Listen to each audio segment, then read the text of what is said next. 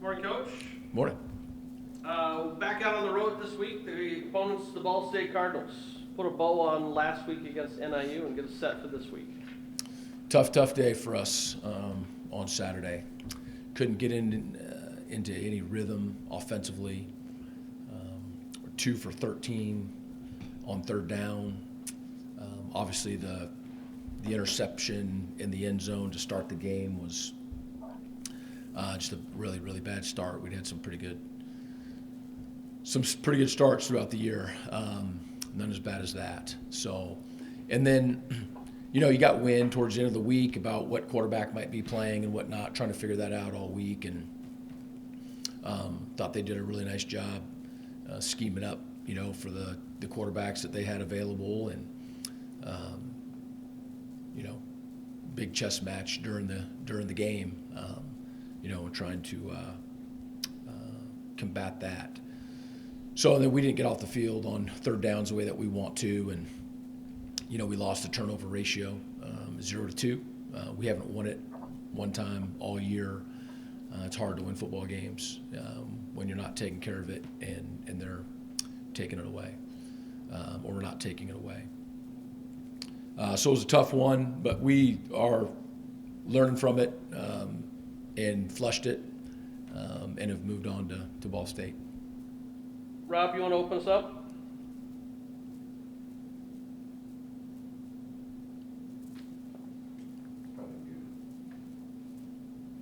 Rob, you're muted. Sorry, Coach.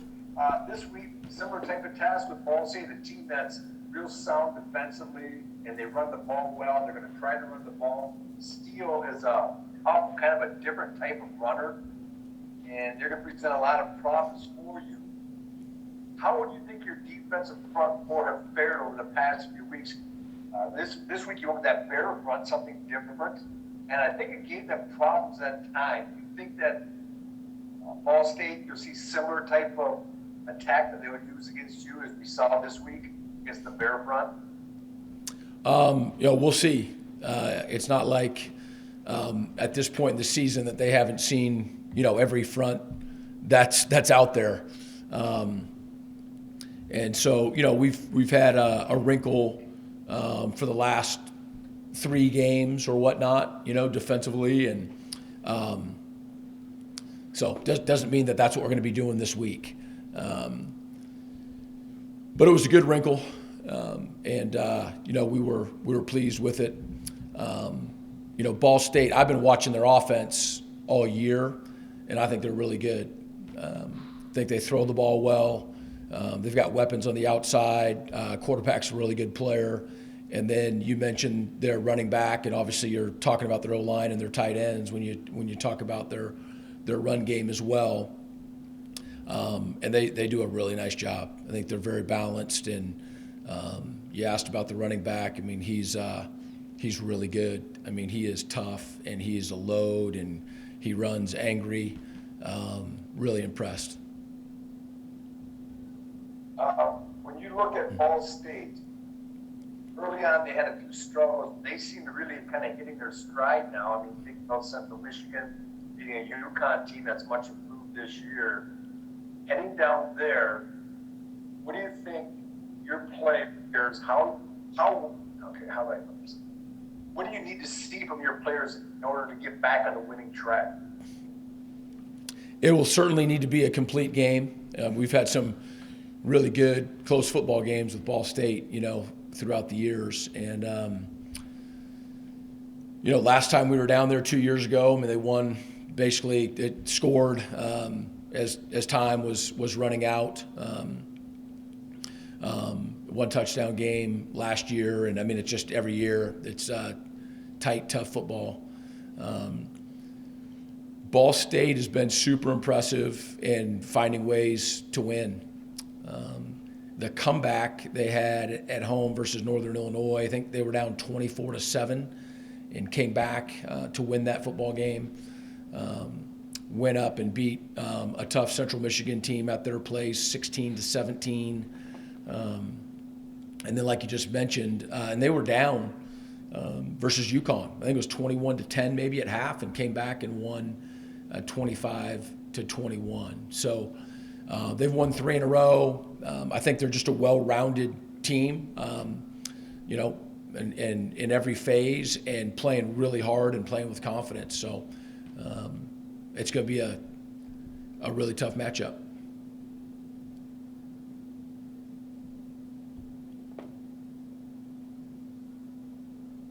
Rob, you're muted again. That's because I'm all set. Okay, sorry about that. Tom? Like coach. Coach, was energy an issue in this last game coming out? It didn't seem, at least from a vantage point, from a fan point, like they seemed that fired up at the start of the game. Was that an issue at all? Or? No. Okay. No. What concerns you about, other than what Rob has brought up, what concerns you about Ball State going into this week? Well, they're a complete team, and they're playing with confidence, and playing really well, and have found ways to win. It's going to be another MAC, football game where it's just going to be the team that takes care of the ball, takes the ball away, and plays really hard, and at a high level in all 3 phases is gonna win the game. And so it's always that you're playing against yourself, and then of course you're playing against the other team. I mean, these guys are they're good. Again, offensively they can run it and they can throw it. I think they're very well balanced in how efficient they are in that. And then defensively they're just sound. They know who they are, and play really, really hard. Other than opponent, what changed offensively for you guys between Western and Ball State as far as trying to find a rhythm and march the ball down the field? You and I talked a little bit about third down conversions prior to the game, but what changed offensively that made it harder to move the ball for you guys, you think? There's a lot of different ways I can answer that. I think that they're, in terms of NIU's defense, we knew that they were athletic and ran well, and like second play of the game, we ran a jet sweep, and they defeated our blocks, I think, with their speed and athleticism, and got us off rhythm on that. We had 5 sacks for a variety of different reasons for 50 yards, and didn't beat man consistently at all. So I think those are some of the factors. Jalen and Samson, having both of those guys gives us 2 very different looks. Samson didn't play very much in the game, and I think that ended up being a factor. Was probably. that by design, or was he just not 100% going into that? Yeah, it just wasn't 100%. Okay. So. All right, thanks, Coach. Coach, these next 2 games, Ball State and Toledo, it's really going to define where you guys are going to land in the MAC standings at the end of the year, really, because Central's not until the end of the year. I know you can only play 1 game at a time, and you want to flush things down and restart and not make too high, too low on a week-to-week basis. But is there more of a sense of urgency from you guys on the coaching front and in the locker room heading into this week? Well, it's definitely not 2 weeks. It's this week. It's definitely just this week. It's a good question. I don't know how, we can be more urgent. You always can be, but I can't tell you that I want to win right now more than I did a week ago. Or I guess I could tell you that, but it wouldn't be true. You're always trying to find ways to work harder, work smarter, practice better and all of that. But a week ago, we were trying to do that 100%. So I think that there's, in the program, we have 150 people in the program. I don't know the soul of, and the inner thoughts of every single person, but if there was anybody that, needed to be awakened or anything like that, the reality when you have 2 losses in the conference is that, yeah, I mean, you know, got to play your absolute best, no question. What makes this conference just like such a hard grind for, I mean, not just you guys, but like any MAC team to go through? Because it just seems like, and we've talked about it many times before, it's week to week, anybody could beat anybody, anybody could lose to anybody. But like, what is it that makes it so hard to win by margins? Well, it's really true, though, right? I mean, I think there's a lot of leagues where people say, you know, and I've been in a number of different leagues. I mean, this league, and I think we talked about it earlier in the year, it's just, and I'm not, you know, these are not original thoughts. I mean, I've been here for 9 years, so I've got some experience with it. But, you know, the MAC schools are very similar. They're very similar in region of the country, in size. The athletic department budgets, you know, are all very similar.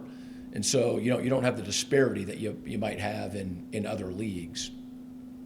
And then I think probably the type of person and player that is recruited, you know, are guys that are really good players that feel as though they've been, you know, overlooked and, you know, want to prove themselves. And so the teams want to prove themselves. And so, you know, we were, you know, on a 4-game losing streak a couple years ago, and we came and beat a team that was 4-0. You know, Northern Illinois had, you know, played some really good football and hadn't been winning. And I mean, those guys, no team in our league is gonna, you know, say it's over or tip their hat or, you know, tuck tail or anything like that. So I think that there's just a lot of similarities, and there's not, you know, disparity in budgets and in schools and parts of the country and in talent. And you've coached against Mike Mew a bunch of times. Last 6 games have been 3-3. I think it's been 6 years anyways. And you spend a lot of time coaching against Ball State. What do you know about the program? What have you learned to know about Mike Mew as a coach, and what are you looking to expect out of him? I know you said complete team and all that, but for him as a coach, you know, what are you expecting to see out of him? Yeah, I know he's, you know, more of an offensive mind. You know, runs the whole program and whatnot. But, yeah, I think the program definitely has, you know, his name on it, the way that he wants it to be. I think those guys play really hard. Like I said, they know who they are. And, you know, they won the league a couple years ago. I mean, referencing the game that we played at their place, really, really good, close game. Really balanced on offense and really sound on defense, and you know, well coached, played really hard. I mean, yeah, they're good. Thank you. Jim Greer? Nope. I was going to say, Tomasek is in the room. He's done a phenomenal job punting for you guys from the field. Could you just talk a little bit about him and what he's meant to your program? Yeah, no, he and I just had a conversation last night. You know, coming into the summer, you know, punter was a concern for us. Not because of the guys that we had on the team, but just because, you know, we had Jake Julian for 4 years and he was so good. And with Jesus, you know, just felt as though, even though we didn't have a ton of kicks, just got to see him do that more and was doing it at a high level, even as a backup. And at punter, I mean, we really just didn't know who it was going to be and who was going to develop and all of those things. And so, you know, we thought we might have 5. I think we did have 5 guys coming into the summer that were really going to be competing, you know, to be our starting punter, and was prepared for there to be a drop-off, you know, in punting, but the punt unit was going to have to, you know, carry that and all of those things. And, you know, the season's not over. There's, you know, a half a season left and whatnot, but you use the word phenomenal, and, you know, I would agree. I think, you know, Mitchell has done a fantastic job of stepping in, being confident, being coachable, you know, punting the ball the way in which we want and need it to be punted. And, you know, he's off to like I said, a fantastic start. So really proud of him, and it's been good. Perfect. Thank you, Coach. We're Mitchell. All right, Mitchell.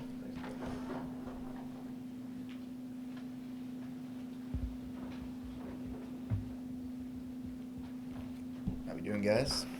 Good, how are you doing? I'm great. Living. You're averaging 46.5 yards per punt. Did you set a goal for yourself when the season started, like where you wanted to be range-wise as far as your stats in that category? No, I never set a goal. The punt unit as a whole, its job is to put the team in the best position to succeed and to win games. And I think as a unit, everyone's been doing their job, and we've been doing a pretty good job with that. You've had 8 punts over 50 yards. How much of that is, booming the ball, and how much of that is angling it away from a guy and getting those bounces and trying to get it close? And how important is coverage on that? A lot of it is angles. We look at everything from the weather to where we are in the field on what type of punt we want to go after with the coaching staff and a unit as a whole. And like you said, the coverage unit has been amazing. I couldn't ask anything more. Snipers, long snapper, bird, protection-wise, the shield, everyone's been doing their jobs very well, and I think that we've done a good job so far. You've mentioned the winds factor and all that stuff in. Is the factory a little trickier than other venues? I remember talking to Chad Ryland a year ago, and he talked about how the wind came in one side, but it would bounce off the visiting stand, so it can be left to right at one end and right to left at the other end. Have you noticed that? Yeah, I haven't seen a place like the factory, honestly. You never really know where the wind's coming from, so just in your preparation, you got to be ready for anything. It's definitely comes in one way and goes out the other and swirls up through the top, so you just got to be ready for anything. Which of the different type of punts that you guys use is obviously, there's a lot of different styles depending on the that you get to do. Sorry, you cut out a little bit there. Can you repeat that? Yeah, I was going to say is there's different ways to punt. You do the line drive, you want to get the runner, the roller, the high hanger. What's your favorite one that you like to do? Honestly, I feel confident with everything. Just on the sideline there, we go ahead and talk with the coaches on how we want to attack it, and however I'm feeling, they are confident that I'm going to do my job, whatever we call, and it's really just up to the moment what we feel like we want to do, and then you just got to go out and execute. What do you think is your best? What do you feel you're the best at of the different styles? My best, my whole life I've been typically the high hang, but when I came here, Jake Julian taught me about the angles and the rolls, and college is so much more different than high school, and it's really about the net and just helping the team out as a whole. So I don't know, I feel pretty confident with anything that they ask me to do.